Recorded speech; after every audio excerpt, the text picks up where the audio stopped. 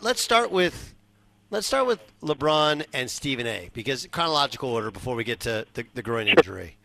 Yep. How do guys in the league perceive this? Oh, they perceive it as a sports commentator or the media, someone in the media, overstepping their bounds, making something that wasn't about sport, making it personal, because and maybe doing it for attention and clicks as opposed to genuine commentary. And it's not a conversation. The problem with the conversation around Bronny James is there's the conversation about whether Bronny belongs in the NBA or is a legitimate NBA player, and LeBron's part in that, and what Bronny's potential is.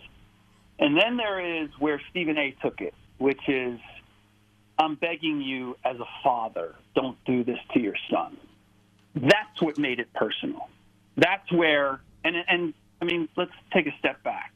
Think about LeBron James and his history, and the fact that he didn't grow up with a dad, and by all accounts, wants to be the dad that he never had, wants to be a good dad to his kids.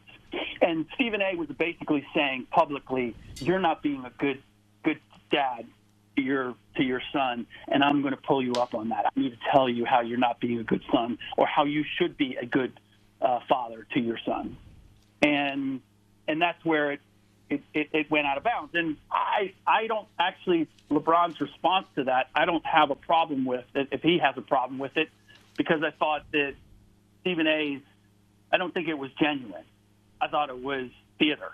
And when you get into something that means as much as that to LeBron James, he's going to say something, and other players are going to look at it in the same way. You're talking about my family.